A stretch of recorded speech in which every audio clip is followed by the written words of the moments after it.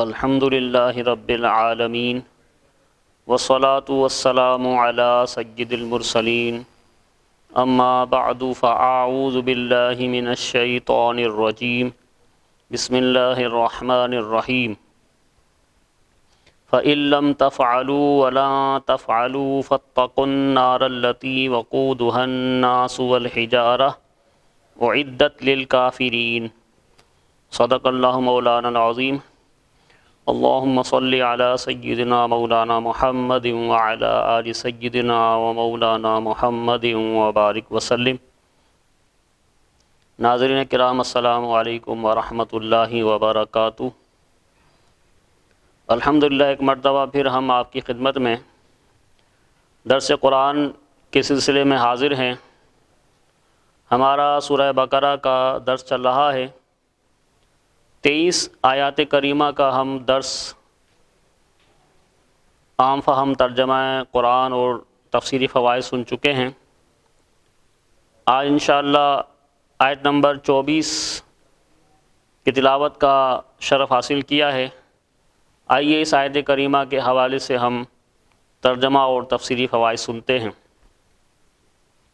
اللہ تبارک و تعالی نے ارشاد فرمایا فَإِن لَّمْ تَفْعَلُوا وَلَا تَفْعَلُوا فَاتَّقُوا النَّارَ الَّتِي وَقُودُهَا النَّاسُ وَالْحِجَارَةُ أُعِدَّتْ لِلْكَافِرِينَ، پھر اگر تم یہ نہ کر سکو اور تم ہرگز نہ کر سکو گے تو اس آگ سے ڈرو جس کا ایندھن آدمی اور پتھر ہیں، وہ کافروں کے لیے تیار کی گئی ہے۔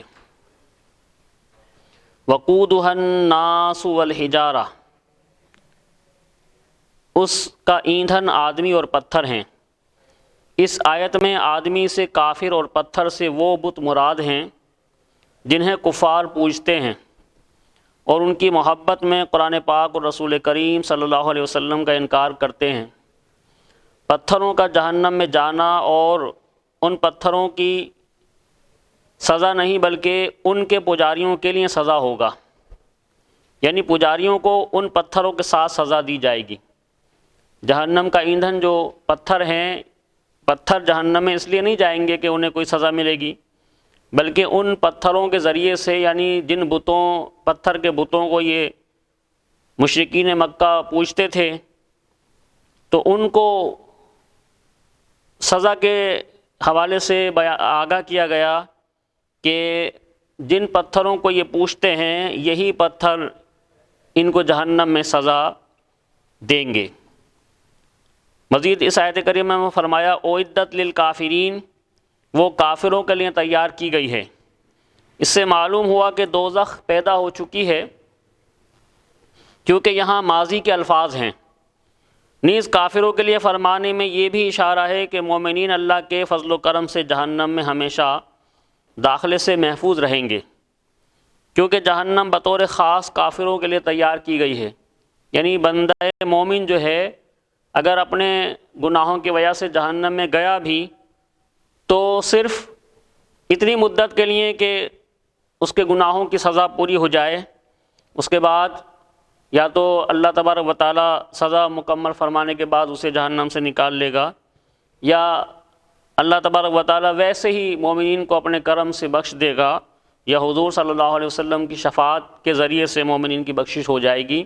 بہرحال ہمیشہ جہنم میں کافر رہیں گے۔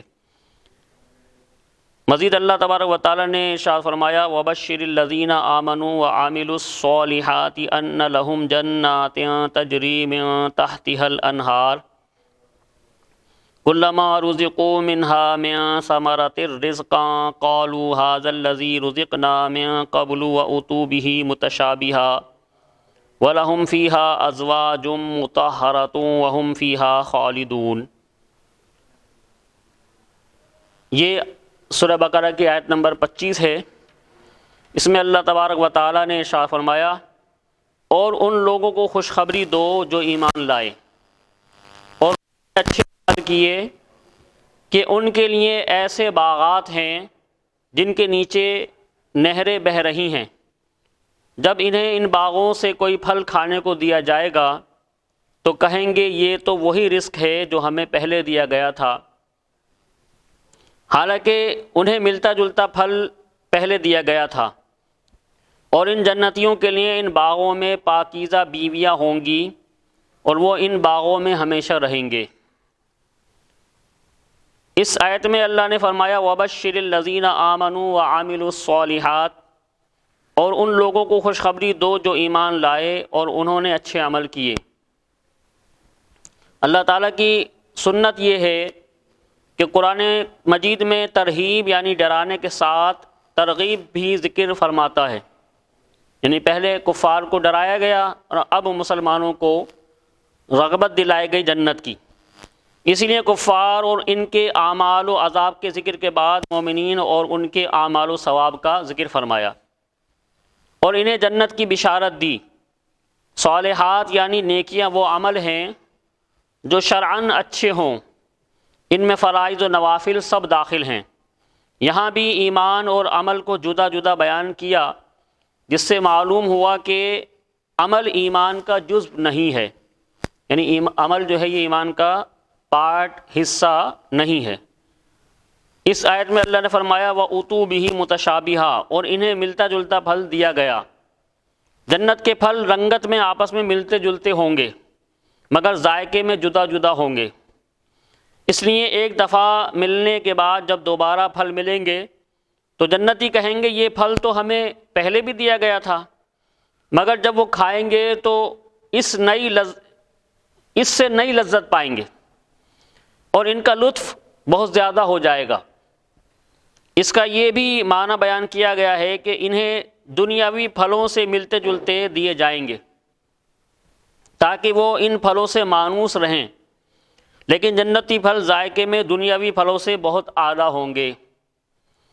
ازواج مطہرہ، پاکیزہ بیویاں، یہ بھی اس آیت کریمہ میں ذکر ہوا، یعنی جنتی بیویاں خواہ حوریں ہوں یا اور سب کی سب تمام ناپاکیوں اور گندگیوں سے مبرہ ہوں گی، نہ جسم پر میل ہوگا نہ کوئی اور گندگی۔ اس کے ساتھ ہی وہ بد مزاجی اور بدخلقی سے بھی پاک ہوں گی، یعنی بد اخلاقی سے بھی پاک ہوں گی۔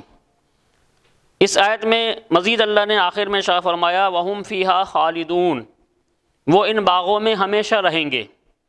جنتی نہ کبھی فنا ہوں گے اور نہ جنت سے نکالے جائیں گے، لہٰذا جنت اور اہل جنت کے لیے فنا نہیں ہے۔